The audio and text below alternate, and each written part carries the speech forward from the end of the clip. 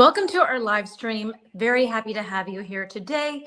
We are talking about social skills, which is a great topic.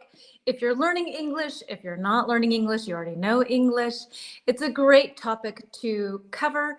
We can learn a lot about each other and from each other and how to express ourselves. For those of you who do not know me, hold on, I am Jen. This is my account. You can find me right here. English with Jen 123. This is my YouTube handle. I go live every Wednesday. Today's Thursday, but I go live typically on Wednesdays at this time. This week was an exception. I went to visit some schools, some universities in Berlin with my daughter, trying to get her into some sort of college program. So welcome to our lesson, and we have a lot planned today. Vocabulary words, brainstorming sessions. We have a wonderful interactive lesson. If you have any questions for me, if you're watching the replay, feel free at any point to stop the replay. And after you hit the subscribe button, then go ahead and ask anything you like. I'm always here and available for you as you need. So I am your teacher. I'm from the United States. I live in Germany. My name is Jen, which is short for Jennifer. And I love to try to give lessons to people or offer lessons to people who already know a little bit of English and want to be able to improve it. So welcome. I have several people here already. I'm not quite sure who, but we will see in just a minute. And I will get our first sort of thing going on today. I'm not sure exactly what we've got. Let's see. We're starting with a nice little banner for today. And for all of you who are able to make it today, I know it's an exception. It's not really, normally we go live on Wednesdays. So thank you very much for finding the time.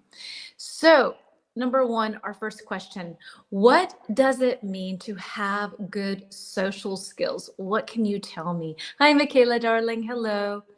So what does it mean to have good social skills? What do you think? I think we started our lesson Tuesday about how would you rate yourself when it comes to social skills from 1 to 100, 100 being you're very, very good at social skills and 0 being need to work on that, like they don't exist. But now we have what does it mean? What are some things that it means that you have good social skills? How would you kind of define it in a way? I think you can say with examples, you can define it with a definition. There are a lot of ways of kind of explaining this. So what does it mean? What does it mean to you when somebody has good social skills? For me, it's that they know when to say the right things at the right time. That's a good thing. Sometimes I nail that, I get it, and sometimes I kill it. That's one thing. It means, so anybody else have anything that they would like to share, what it means to have good social skills? In big news, I have ordered a computer, a camera, a microphone. So I hope in a month's time, I will have I have lights I've ordered. So we will have a nice professional setup here. And I will just thank all of you tremendously for putting up with this not so nice thing going on here, but it'll be very professional in 1 month, I'm hoping. So big news. Other big news is I'd like to offer a quiz on Friday, just a fun little thing. So tomorrow, where we can just kind of play and do a little social skills test. How good are your social skills? Just a fun thing. And maybe I can add some people if you would like to join. So maybe at some point we can talk about time, what time works for people. I know tomorrow some people have a holiday and some people don't. So anyway, so good social skills. What does it mean to have good social skills? I said to say the right thing at the right time, to follow proper etiquette. Sometimes I mix things up when for example, if I go to a party and I enter it, and there are people you see that but the host or hostess is talking to someone else. So like, what do? Do you greet the host and hostess first, like interrupt their conversation and then go back to the people you know? I find there are often these social settings that get very tricky, and I usually mess it up. So I don't know. All right, we'll move on to our next point here. Let's see what I have for us today. Okay, hold on. Okay, so I have a nice little poll for us, and let me get rid of our banner and pop up our poll. And oops, so what's your social skills superpower? Okay, is it A, listening without interrupting? And interrupting is a word we had 2 days ago. So when you don't, when somebody is talking and then you say something while they are talking, that is interrupting. So this is listening and not doing that. You listen and you wait until it is your turn to speak. Or is it B, making people laugh? So making people laugh. C, asking great questions, like questions. We talked a lot about open-ended questions on Tuesday. And an open-ended question is a question where people cannot just answer yes or no. Like if I say, do you like tulips? And somebody would say yes or no. But I could say, do you like pink tulips? Oh, hold on, maybe find another way. What kind of flowers do you like? Okay, and then that way they have to get into an explanation, more of an explanation. They have to say, oh, I love tulips, or I love roses, or I love peonies, with some of the flowers we had last week. All right, or D, engaging in small talk like a Jedi master. You know how to engage with people. So what are you going to say? A, B, C, or D, or maybe even a combination. Maybe you possess some of these, or maybe you feel that you have a different social skill that is even more important to you. I definitely don't have A. I get like I have this thing inside of me where like I want to ask a question or say a comment, and it's really bad. I need to practice this where I become a better listener. Make people laugh, I think sometimes. Asking great questions sometimes, and engaging in small talk like a Jedi master. I would think that is definitely my superpower, my social skills superpower. What would you say for yourself? I see no comments coming in. I don't know if anybody has written anything and I've just missed it, but I'll give you a second. What would you say is your social skills superpower? What do you think? Or maybe you have something different. You can also write that as well. And for those of you who might be watching the replay, then please write in the comments what your social skills superpower is. What can you tell me? What can you tell me? And I don't know if all of you are part of my, on Instagram, I have a little special section where you can join. I think Muhammad can't join for whatever reason, but I've never heard that before. So Muhammad's the only one that I know of, but there's an area. Hey, Alessio, dear. And so, yeah, so are you able to join that? Because I send a lot of information in there, and maybe that helps sometimes to know when things change and whatnot, to become a member on that Instagram account, that section. So social skills superpower, listening without interrupting, making people laugh, asking great questions. Hey, Bianca, nice. Nice to have you on board.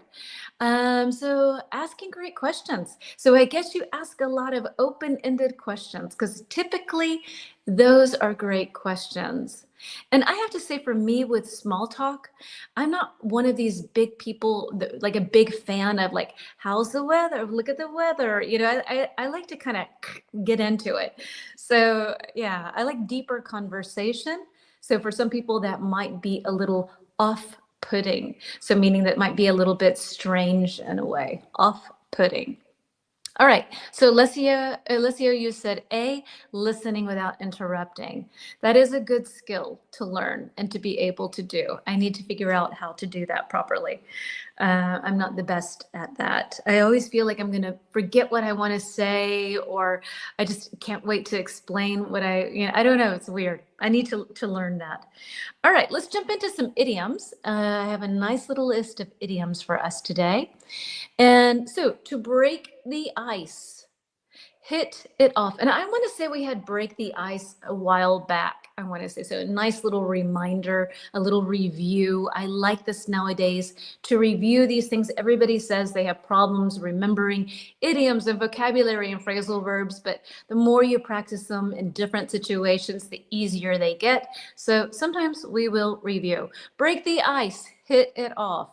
Put yourself in someone's shoes.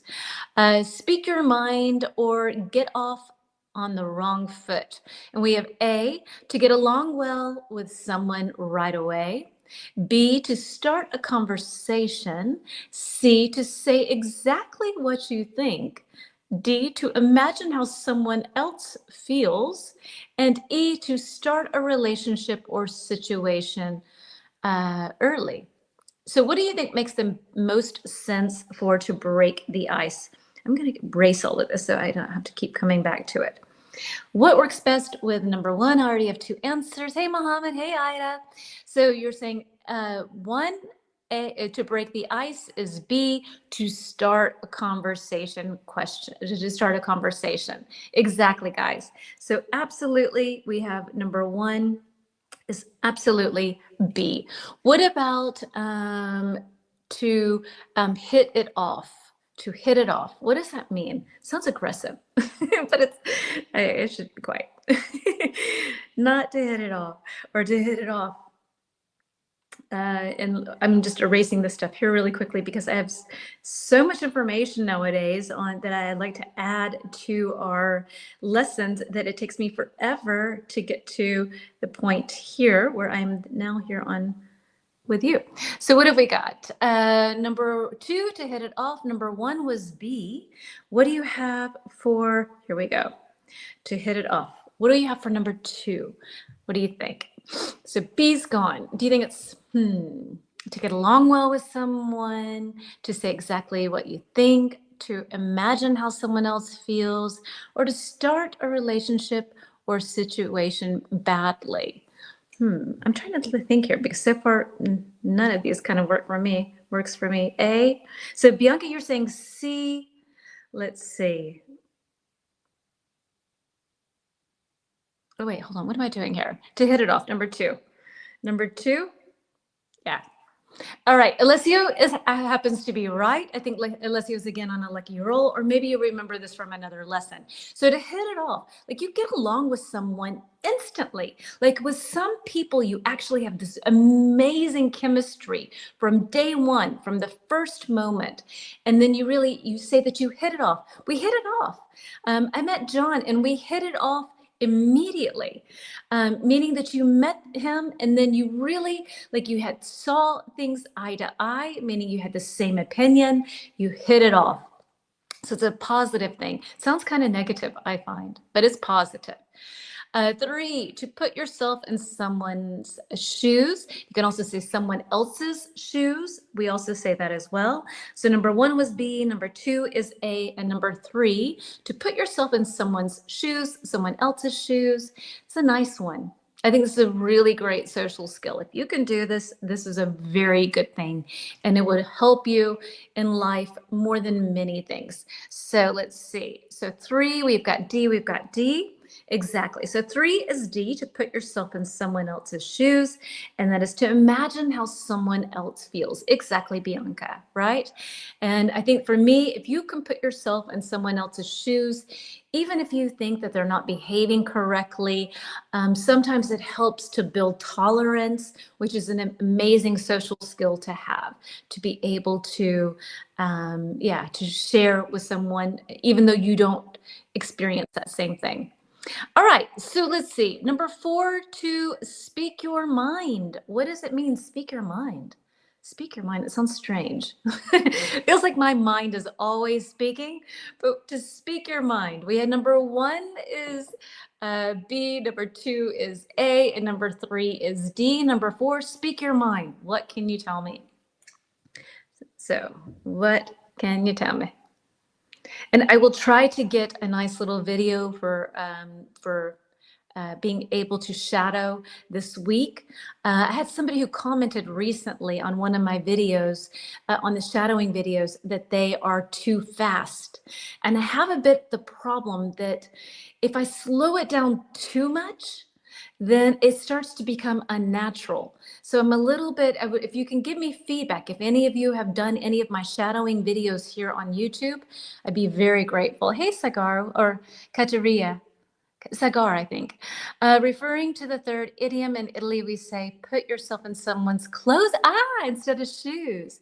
Oh, nice. Okay, so nearly the same. So that's an easy one to remember. Okay, so we have Ida saying C and Alessio saying C, and thank you, Michaela, for sharing that. To speak your mind, for C, to say exactly what you think. And so for me, to speak your mind quite often is used in a negative context, where, I need to speak my mind. You need to speak your mind about that. You need to tell someone. It's quite often for me a little bit aggressive. So of course it's great to be able to be open and to say the things that you feel in an open manner. But sometimes it can be a little rough. I don't know. All right. And last but not least, 5, get off on the wrong foot. So 5, then we have to start a relationship or a situation badly. And so sometimes this happens. You meet someone, it's kind of the opposite of to hit it off. If you hit it off, then you instantly like each other. But like number 5, to start a relationship, or number 5, sorry, to get off on the wrong foot. I don't know, you say something wrong, or they say something that really annoys you, or there's just not this chemistry, then sometimes you get off on the wrong foot. And that happens. We can't connect with everyone, right? Unfortunately. So, all right. And to kind of give you a couple of sentences, we got off on the wrong foot, but now we're good friends. And then like to put yourself in, try putting yourself in her shoes before you judge, which is always an important thing to do. All right, so we talked about open-ended questions. And so I have, I think it's nice to practice these because it's a great way to just practice. It's like a brain teaser, kind of gets your brain going. And it helps to also practice your language skills. So we did this on Tuesday. I don't know if you were part of that lesson. And I don't know if you were here at the beginning of the lesson when we talked about open-ended questions. But open-ended questions are questions that are not do or does typically. They are questions where you cannot answer with just yes or no. They are typically who, what, when, where, and why, and how questions, because you have to give a little bit of extra information. So if I say to you this, okay, because I think this is a good thing to practice here for us. I have 2 dogs, which I don't, but I have 2 dogs. What are some good open-ended questions you could ask me to get a conversation started? What could you ask me? So yes, exactly. What could you ask me? I have 2 dogs. What do you say? I have 2 dogs. So in this case, you would not say, do you like dogs? Because I would say, well, yeah. And then the conversation's over, and then it's kind of like crickets, like, nothing. So what could you ask to get the conversation started, to get things rolling? What could you tell me? Oops, hold on, I can't see this. I have this weird referral thing here. I have to have another comment here. I'm just going to do a little extra comment here. So for those of you who don't happen to follow me on Instagram, I will put in my Instagram handle here. If I can pick english.with.jen. And then I will be able to see your comment, Ida. So do you have 2 dogs? Okay, so Ida, in this case, if you say, do you have 2 dogs? I'm like, yes. And then the conversation's over. So that is not an open-ended question, but you could say who, what, when, where, or why, how, different questions. And then that way I'm going to be like, to get talking, to get going into the conversation. Super, Alessia, what breed are your dogs? Exactly. And breed is a great word. I'm going to pop it up for a second. So breed would be so a Chihuahua, a Labrador, a Pomeranian.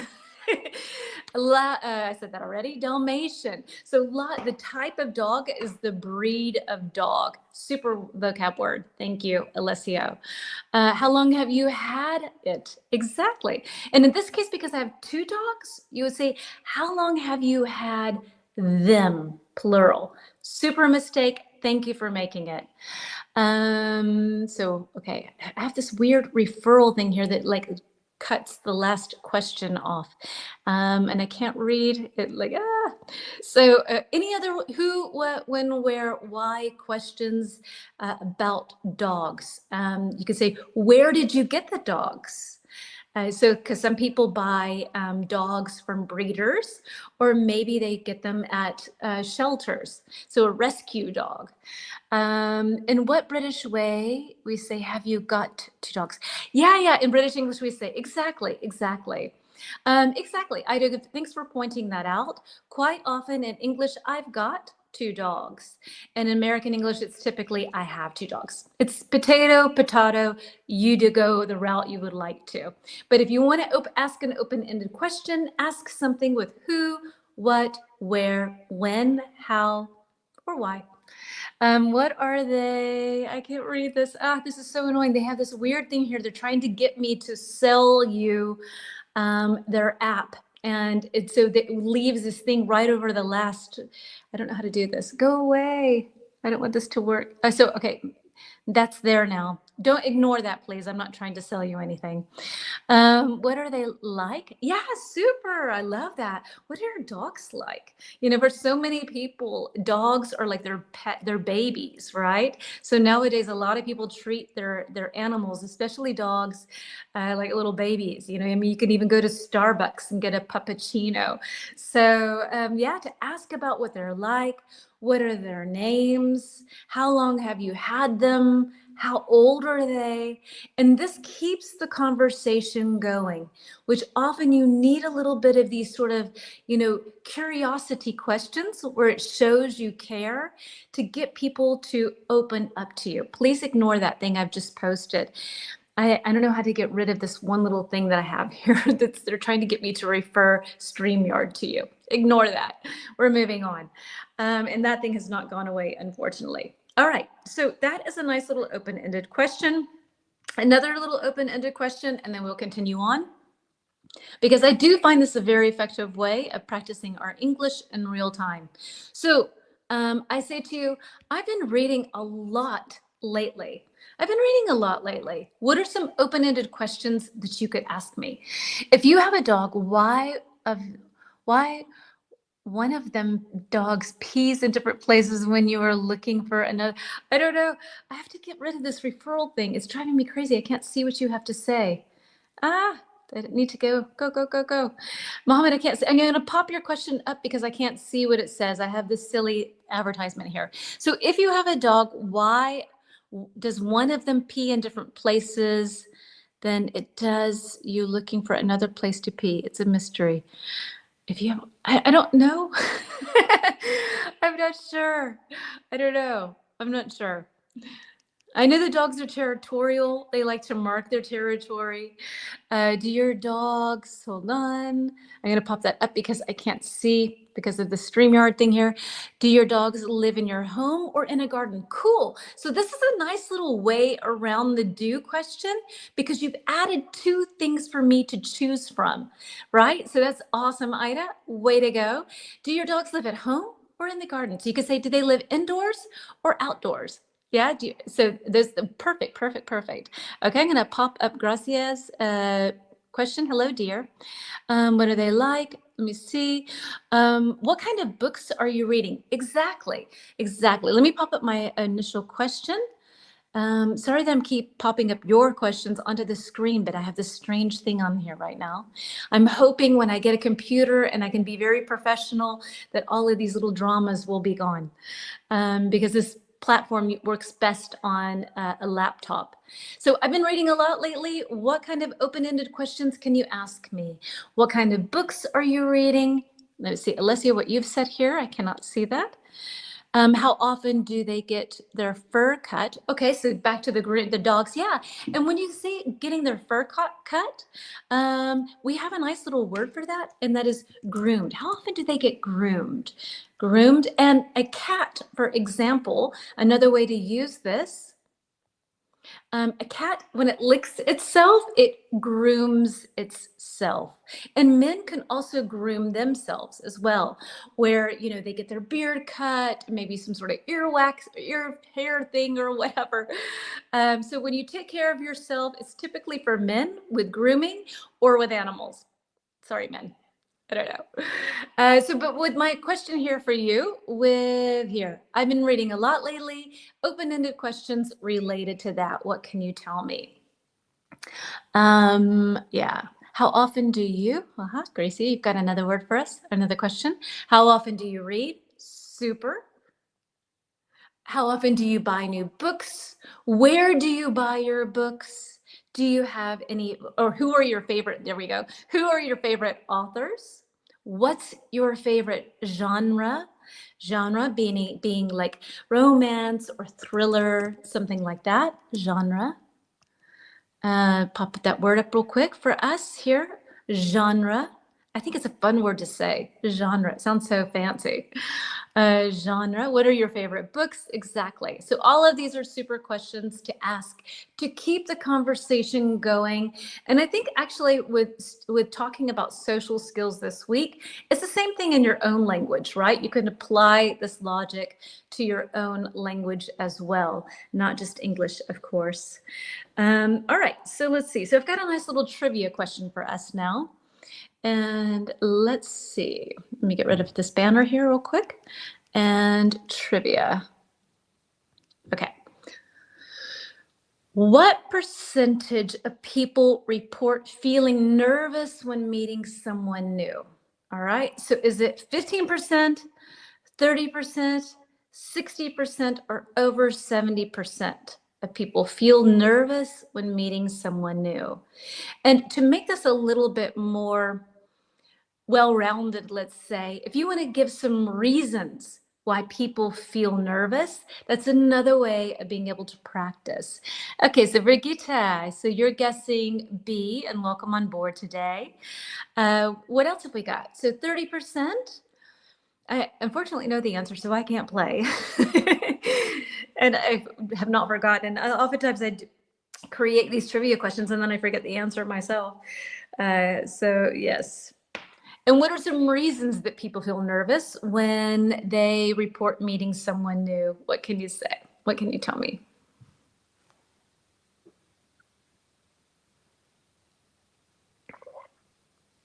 All right, so we've got C60, we've got C60. Hey, hello, Aizu-san, welcome.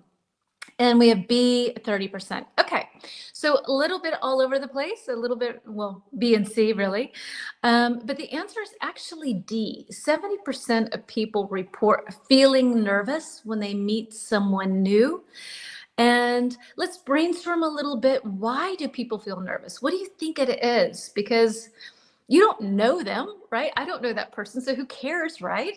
So what is it that makes us feel nervous when we first meet someone? What do you think that it might be? What is it for you? I think classic would be that, you feel like somebody's not gonna like you, and like everybody in a way to a certain degree wants to be liked. So there's that, maybe not being liked. Over 70%, exactly, Michaela, over 70% of people feel a little nervous about meeting new people because okay, I have to pop this up. The StreamYard thing is driving me crazy. I'm sorry.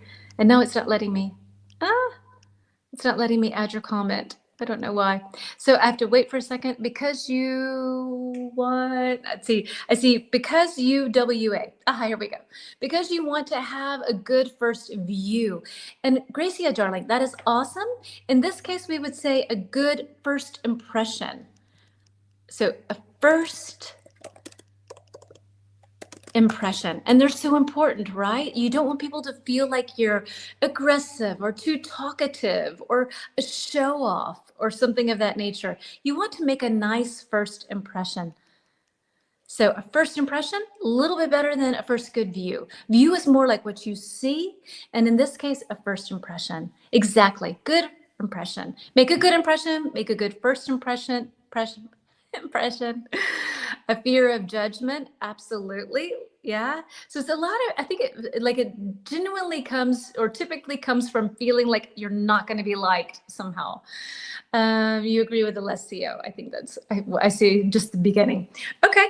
So let's head on to our next point, and well, a little follow-up question. Do you find it difficult to talk to new people? What would you say, why or why not? Do you find it difficult to, when you first meet someone, to talk to them? Or do you find it pretty easy? And if you find it easy, then tell me why. I'm curious to hear why it's easy to talk to people. I think it's pretty easy for me to talk to people. I think because I approach people with curiosity. So I'm like here with people on the same level. And I want to know, and I want to hear their story. And so I think that because I approach people I don't know with openness and tolerance and interest, then I'm not worried so much about what they think of me, because I don't really have control over that. They're either going to like me or not, you know? So I think that helps for me to be able to approach people and to talk to people I don't know. I wasn't always that way. I think it is something that I have learned over the years, and I have no idea how. I think at some point, having kids did something in me that made me feel way more confident. Like, if I can do that, I can do anything. You know? That's kind of it, I think, somehow. So I found it easy because I don't talk about personal things. Okay. So you keep it on the surface. You talk about weather, sports, maybe something like in Germany, you could talk to any German about how horrible Deutsche Bahn is, and you'll instantly have a new friend. So that is a very connecting thing here. All you have to say is Deutsche Bahn, and then everyone's like, oh, yeah. And then you can just start talking. It's great for small talk. Thank you, Deutsche Bahn. I'm going to type something here because actually I'm trying to show Alessio's comment. As my teacher Jen taught me, I can always learn from people. Oh, yeah, thank you. That's nice.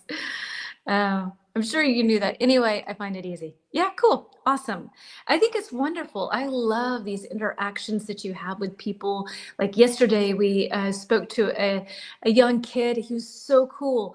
20 years old and, no, 18. He looked 20. And just listening to him and hearing about his life. And it's so wonderful to have these connections with people. And I think that when we are distant and when we remove ourselves from other people and don't have that social skill developed in a nice way, then we miss out on meeting so many people and making so many connections. But that's another thing I love about our community here, is that we have this nice situation where everybody shares different information and connects with each other. And it's wonderful what we have here. I'm very grateful for this lovely community. So thank you for being here. All right, moving on. And we have a nice little brainstorming activity. And let's see what we've got. Number 4, here we go. And I think I missed some comments. So because my personality is distrustful, insecure, and reserved. Oh, Ida, okay. Yeah, and then I get that. Then if you have those feelings inside, then it's difficult to open up. I think the more that you feel at peace within yourself and with the world around you, the easier it is to open up. I understand that. I'm sorry you feel that way, sweetie.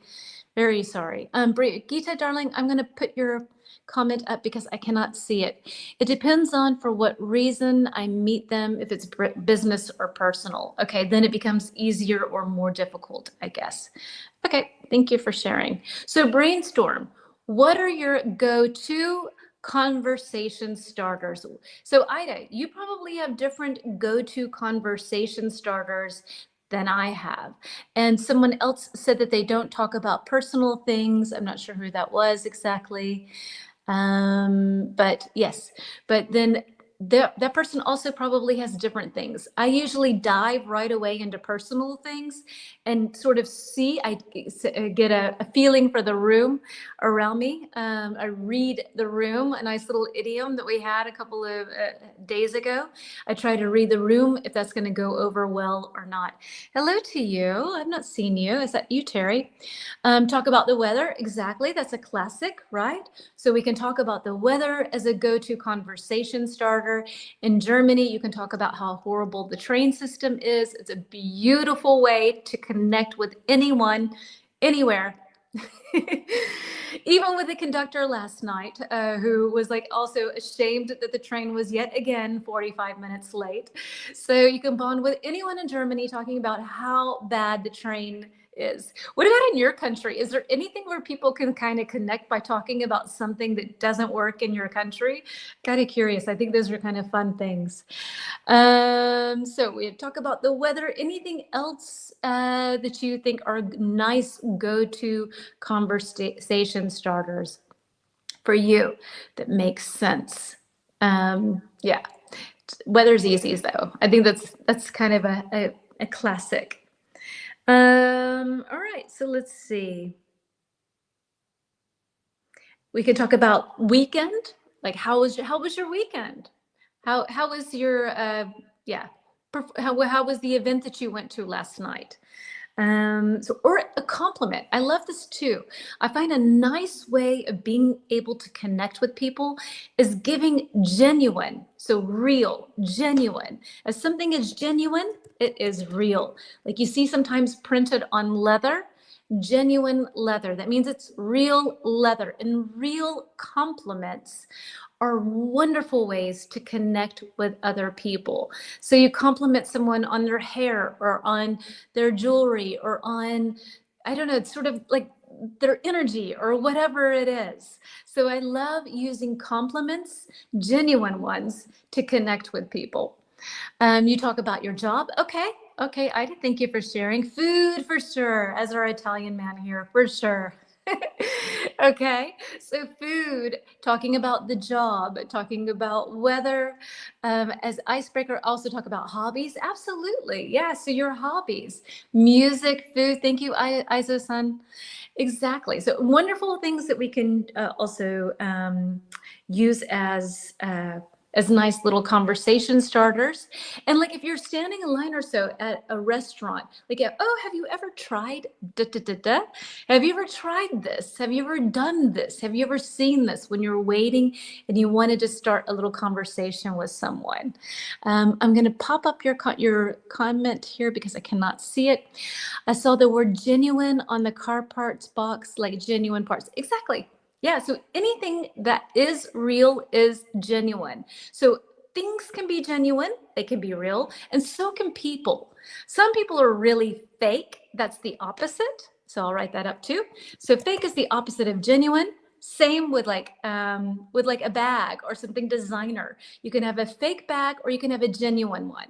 So nice for real and fake. Talk about my birthplace. Yeah, absolutely. Where you live, totally. Wonderful ways of being able to engage with people. Okay, so heading on to our next little poll here. Curious to hear what you have to say.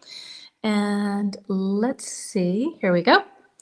Oops, let me get rid of our banner here, pardon.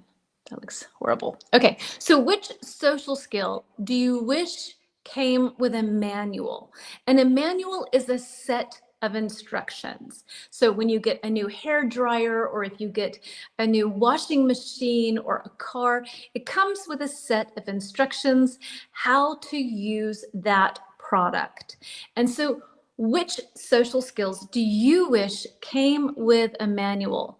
A, making small talk.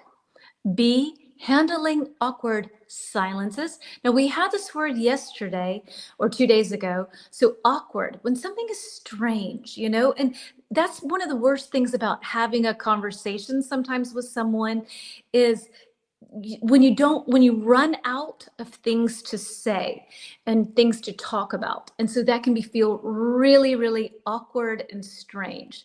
Or C, giving constructive feedback. Maybe giving feedback, giving constructive feedback is difficult. You go right for the jugular. Or D, reading body language. So which one? Weather is a classic for sure, for sure, for sure. Hey, Renee, nice to have you on board. Okay, so we have two Ds here, reading body language. So you like to be able to read, it came with like an internal sort of manual, being able to read body language easily. I'm trying to think. I hate awkward silences. And then sometimes you just start filling it in with nonsense because it's like, I don't know. I need to say goodbye. Yeah, Brigitte, so Brigitte's D. Okay, Isasen C, giving constructive feedback. Okay, ways of being able to express something that you don't like or do like in a way that comes across in a nice sort of way. For me, I think I'm gonna go with B. And I don't think I have this on here, but like I always find it difficult, like knowing when I can end a conversation. Sometimes it feels really awkward. Like you have this awkward silence and it's kind of time to say goodbye. But so, okay, well, I'm going to go catch my train now. Or, so yeah, nice to meet you. Have a great day. And sometimes those are easy and it's okay. But sometimes saying goodbye is so awkward. So for me, I'm adding E, how to say goodbye or how to end a conversation so it's not awkward. I'm adding an E for myself. If you want to add another one, feel free. Lots of people saying reading body language. All right, I see that. A lot of D's, sorry. I think I did a live stream on body language a while ago. I need to take a look and see when that was because body language could be a very fun thing for us to cover if it wasn't like 5 months ago. When I finished my lessons, planning our lessons and having our lessons, they're gone. I have no idea if it was 6 months ago or 6 years ago. I know that I've taught that lesson, but I don't know when. So let me check it out because I need to come up with a list of new topics. And so maybe body language is a good one. I see a lot of people here are interested in body language, and that would be a fun thing to do if I've not done it so recently. All right, then heading on. And if you have any other sort of social skill that you wish came with a manual, you're more than welcome to add it. Please feel free. And so let's see. So I have a nice little socially awkward moment for us to take a look at. So you call your boyfriend by your ex's name. What do you do next? So A, laugh and say, sorry, I need more coffee. I blame everything on coffee. B, pretend it didn't happen. C, leave the room. Or D, other, something totally different. What do? You call your boyfriend or you call your partner. Let's keep it neutral. You call your partner by your ex's name. So either by your boyfriend or your girlfriend's name. What do you do? I've nearly done this twice this week. So yeah, this is why this is here. I didn't do it, but nearly. So what do you do? What do you do? Because this is a very awkward moment, a socially awkward moment. A, B, C, or D? In my case, I nearly did it, so I didn't have to go through one of these options. I think I would be mortified. I would be so, it'd be so horrible to do that. And it'd be strange, I think, to be called that. I think I would laugh, but I would laugh. I would probably laugh. Do we have laugh on here? It's so awkward. Most definitely awkward. You call your boyfriend by your ex's name. What do you do? C, leave the room, or D, other. So what is your other? I'm curious to hear the other. It's so awkward while love process. Yes. I'm not sure what love process means, but yes, in love. So A, laugh and say, sorry, I need more coffee. I think that would be the thing I do. I laugh and say I need more coffee for every mistake, pretty much. So B, pretend it didn't happen. Oh, that's hilarious. So just like, oh my God, B. D, other. So those of you who are answering other, I'm curious to hear what you would do. Maybe it would be more like, hey, and, address it and be honest about it. To address something means that you mention it, you address it. So also address is where we live. Address, but maybe this is a different spelling. Address. I'm going to look really quickly because this might be a homophone that I am mixing up. Hold on. Because if you address something, then that means that you mention it. But I'm just going to make sure that I have the spelling right and not mess it up. And then we have a nice little, so 2 Ds. So I did screw up that spelling. So address is like the place where we live, ADD, RESS, and to address something, that means to speak to something, to deal with something. Apologize for the horrible mistake. Yes, to address it and to apologize it, to admit that it was there. About sports, I'm not sure. Let's see. Talk about, Gracie, I have to put your comment up because I can't see it. Oops, no, that's mine. Talk about music. Okay, so switch the subject and just talk about music. Okay, so we have other people here who are offering alternatives. So just switch the topic right quickly. Okay, so no right or wrong here, no judging. We got to handle these awkward moments sometimes the best that we can. So let's see. So I have some nice little vocabulary words for good social skills about the idols of their country, like Messi. Gracie, is that about small talk, things that you would talk about small talk wise, maybe? I think that might be what you have there. So let me see what I've got here. Okay, so let me pop that up. Okay, so these are good social skills to have. To be charismatic, diplomatic, authentic, reasonable, and sociable. And I put these kind of together where we have the first 3 are with this tick sound. So charismatic, diplomatic, and authentic. And then we have reasonable and sociable. Sociable. It's at least a little blah. And then we have A, pleasant and friendly and interactions. B, magnetic personality that draws others in. C, enjoying the company of others, outgoing. D, not trying too hard, just being oneself. E, skilled at handling sensitive situations with care. So what do you think works best with charismatic? Okay. Children, typical food, like Messi. So I think maybe sometimes people can watch this live stream, they go back, I think, and then they watch it. I'm not sure. So we have 1B, so B1 is B, charismatic, a magnetic person that draws others in. Definitely, right? Some people are very charismatic and charisma. So they are charisma. They are charismatic, or they have charisma, actually. They have charisma, they are charismatic. And I think to have charisma and to be charismatic is a wonderful thing in our world to have. And I think especially the more we become sort of into the AI world and less sort of the more that people, I think, that have charisma will be able to shine, because it's just so unusual and so human-like, right? All right, so Terry, I think that's you. So E, so too diplomatic.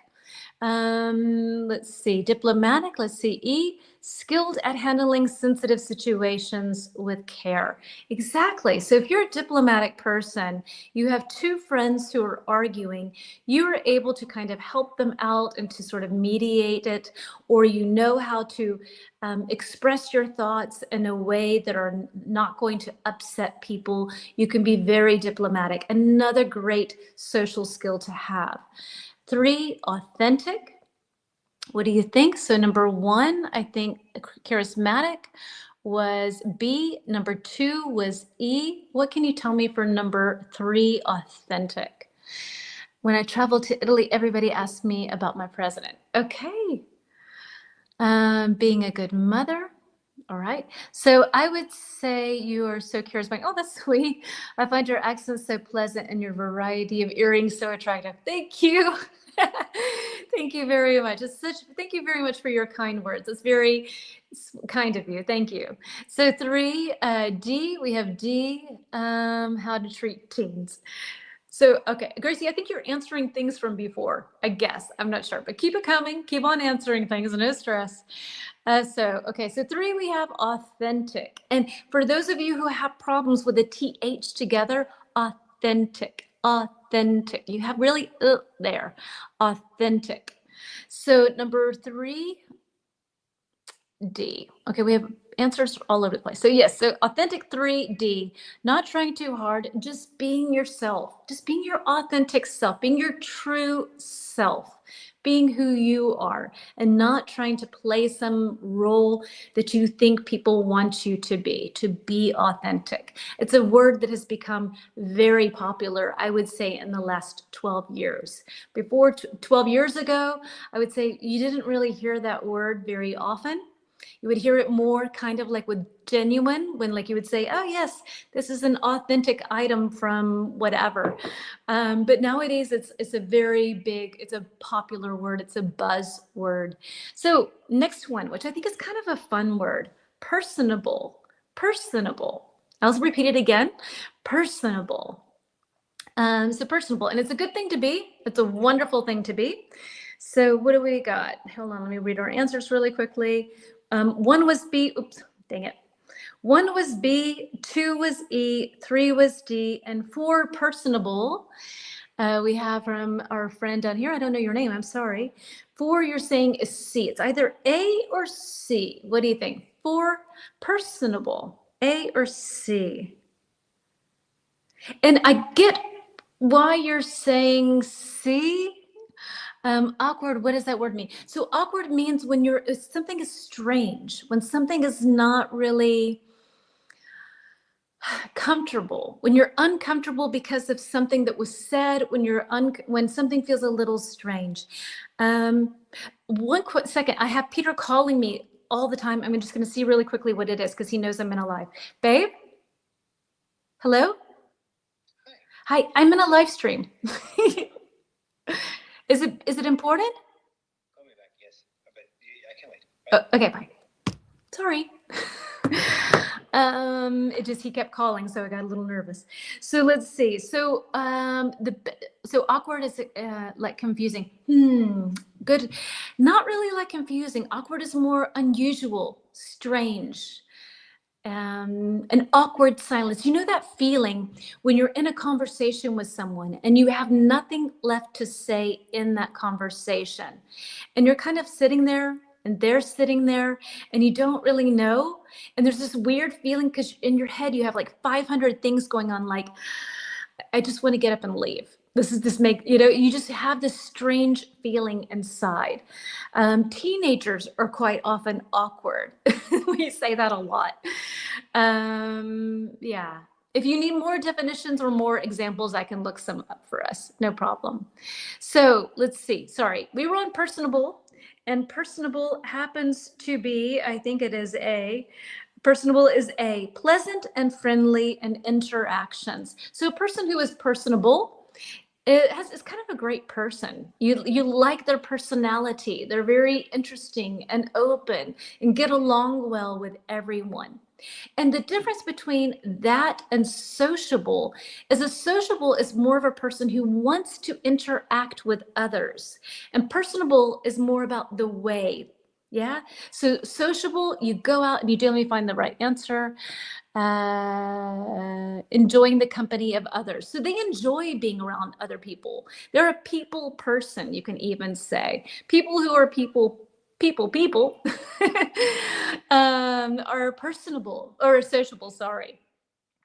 Sociable. Let's see, I cannot read the comment because this thing is in the way. Sorry, I have Gracie's. Oh, live conversations. I like it. Okay. All right. I hope that helps. If you have any other questions, please do not hesitate to ask. And I felt bad also when my mom always calls me by my sister's name. Okay. But that happens with parents. I don't know if you have kids yourself.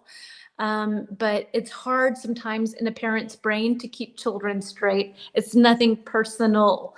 So that's interesting. We have personable, which means you are likable. And if something is personal, then it means that it's about you. And like if you tell someone, don't take it personal, don't take it personally, don't take it personally. Don't take it personally. That means that like, you know, it's nothing about you. It's more about me. You know, like my brain doesn't work. So I can call my kids, mix their names up or whatever. My dad used to always mix up my name with my sister's. It's just a parent brain. It was nothing personal. I knew it, but yeah. Anyway. Okay, so let's see where we're headed to next. And I have a nice little brainstorming activity for us. Let me get rid of our slide here for a second. And so people with great social skills show empathy and understanding. So what are some ways of showing empathy and understanding? So what can you say? What are some ways that you show that you feel empathy towards someone when you're interacting with them? And what are ways that you sort of understanding and empathy? What can you do? Hi, Hitoko, darling. Hello, hello. Social butterfly is sociable person. Absolutely. And I love that. The description of a social butterfly is someone who goes here and goes there, goes here and there, and likes to interact with lots of people. Definitely. Thank you for sharing that. Oops, sorry. Nothing personal, business is business. Yep. It's nothing personal, but you know, we just need to fire you now. Sorry, it's nothing personal. Yeah, kind of like that. It's a little cutthroat sometimes, maybe. So what are some things that you can show someone that you understand them and you're empathetic? You're interacting with someone. I'm kind of like, some people hate being touched and some people love touching. And I'm one of these people who like touches, like, you know, it's good, it's fine, you know, and I'm sure some people are like, don't touch me. But again, you have to read the room and see, some people hate it, some people love it, some people don't care. So I think if you like touch someone on the arm, or you're like, you know, something of that nature, that can show someone in the middle of conversing with them that you understand them, you agree with them. That's one way of being able to do that. Another thing is eye contact. You know, simply just having eye contact with someone and nodding your head or shaking your head. Mm-hmm. Yes. They can show that you care and that you understand and relate to them. Alicia, what are you saying? All active listening, actively listening, understanding their perspective. Exactly. And I think also asking follow-up questions. So somebody says something and and then you ask something about it. So they say, oh yeah, I went to a concert, you know, oh, what did you see? How was it? Did you enjoy it? So if you ask these follow-up questions, then quite often that shows a person that you understand them and you're empathetic towards them and are curious. I say, I feel you. Yeah, I feel you. I feel you. I say, I feel you. I hear you. I know what you mean. Something like that. These are all ways, and the great phrase, thank you, Hitoko, for sharing that. I'll pop it on the screen for those who might be watching the replay. I feel you. I hear you. I get that. Yeah. These are all ways that you can use very short phrases to show someone that you understand what they're saying and can relate in some degree, somehow. All right, thank you for sharing. Let's see where we're headed to. And sorry, hopefully in the future, I'm going to have a little screen here where I can just scroll up here super easily. Hitoko, I don't know if you were here, but I have ordered a computer. I have ordered a camera. I've ordered a microphone. We're going to have lights. I'm going to have a very professional background in about a month's time. I'm so excited. So it's going to be a totally new ball game. Let's see. So Idale, what do you have to say? So I hate someone touching me while we're talking, right? So some people hate it. And some people love it. Some people need their space, and that there's not a right or a wrong. It's just important for people to read the room, to know when to do certain things and when not to. If you see somebody kind of, body language wise, kind of pulling away from you, then they don't want to be touched. Leave them alone.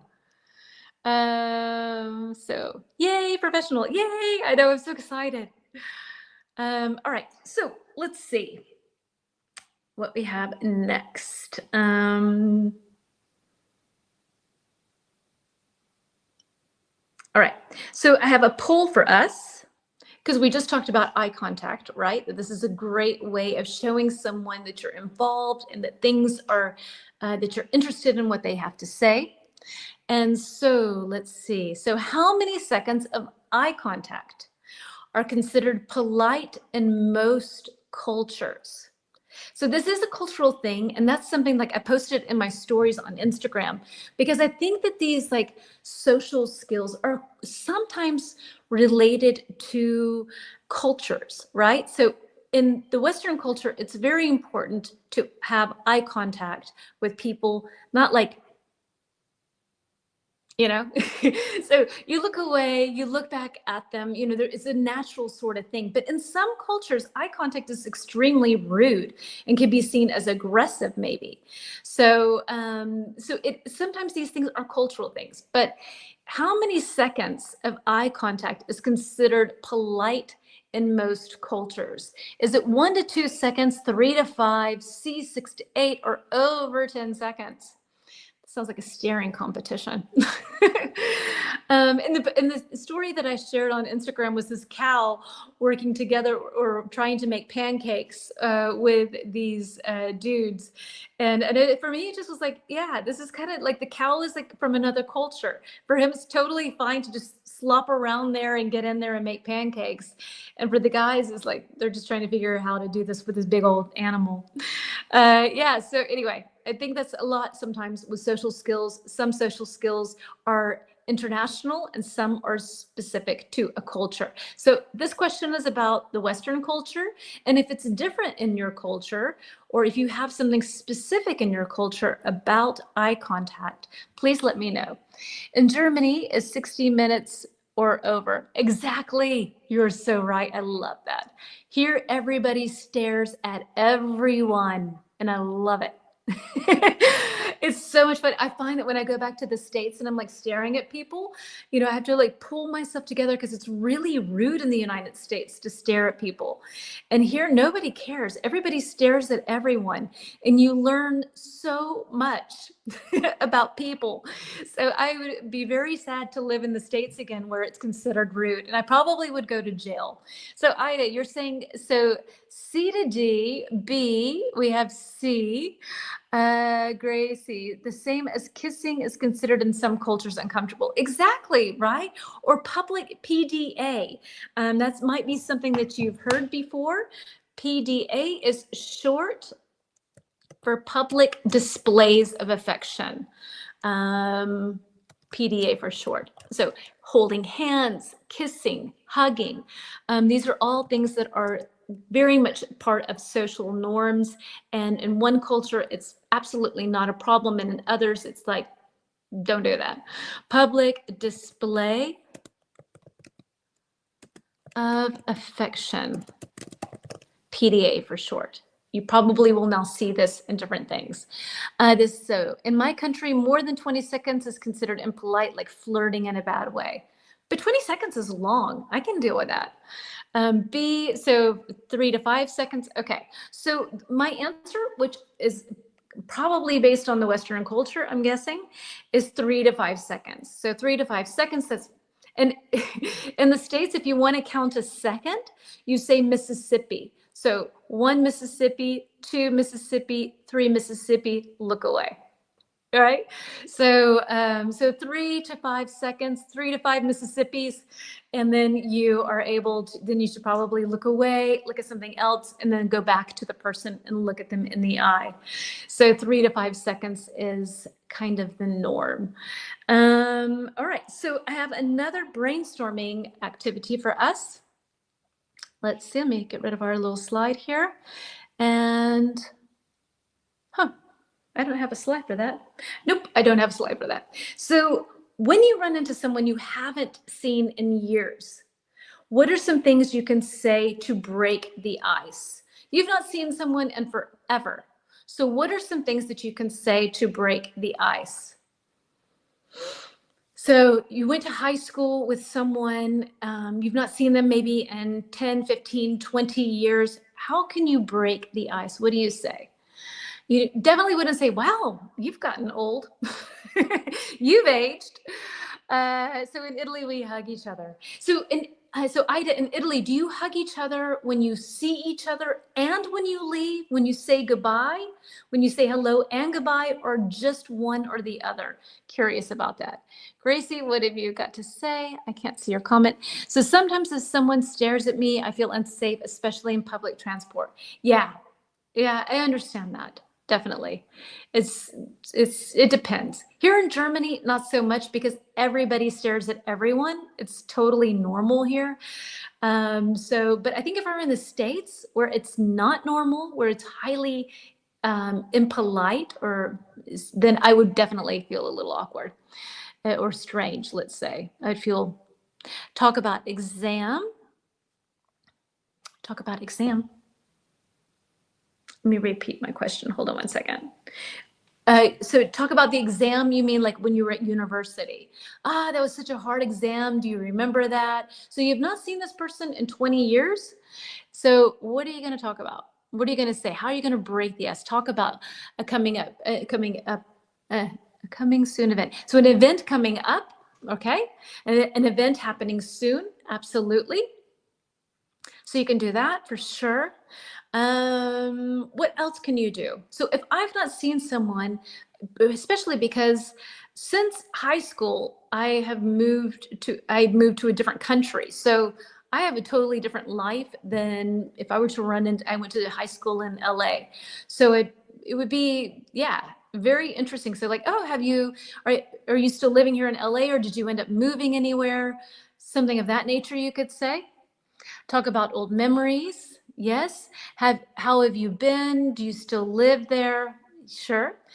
Gap year. Okay. So if you just recently graduated, maybe both times. Okay. Both times, hugging in Italy, when you see someone, when you leave someone. Got it. Thank you for sharing. So yeah, you could talk about all kinds of things. Old professors, old friends. Oh, have you seen so and so? Have you seen, so and so is a nice way of saying someone's name without saying it. But in this case, this is just my example. So and so. In your case, you would say, have you seen John? But in this case, I'm just making an example. So and so would be a way to say that. Another thing my kids used to always get so upset with me about, but we say this in English. If you can't remember someone's name, you can say, what's his face?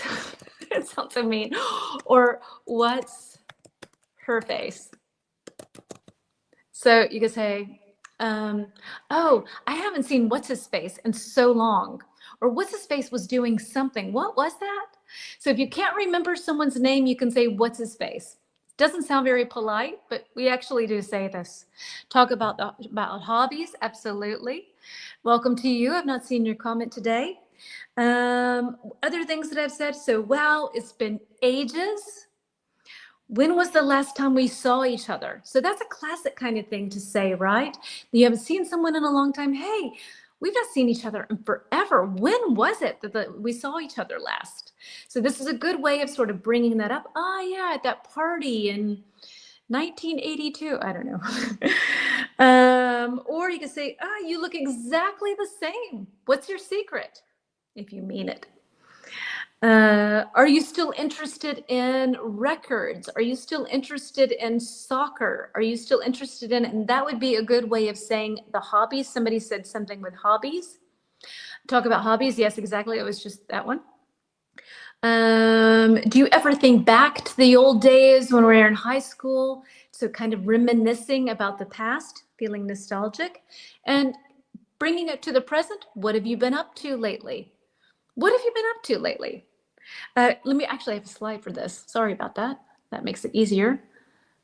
So we have one of these. So, well, it's been ages since we last saw each other. Gosh, it's been at least 20 years. You look exactly the same. What's your secret? Are you still into, and then whatever it is, do you ever think back to those days? Wild, right? Gosh, those days were great. It was so good.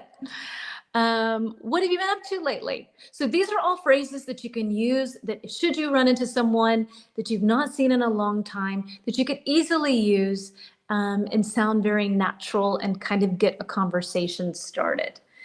And last but not least for today, we have a nice little slide here. Oops. With, and here we go. Some phrases to end a conversation, because I told you this is really something that I struggle with. I'm never smooth about it. Like I ran into a neighbor the other day and I was really in a hurry. And so it's just like, okay, thanks. Yeah, see you later. Bye. And then I left that conversation. I'm like, that was so awkward, Jen. Why did you say that like that? And it's always, I don't know, I put my foot in my mouth so many times.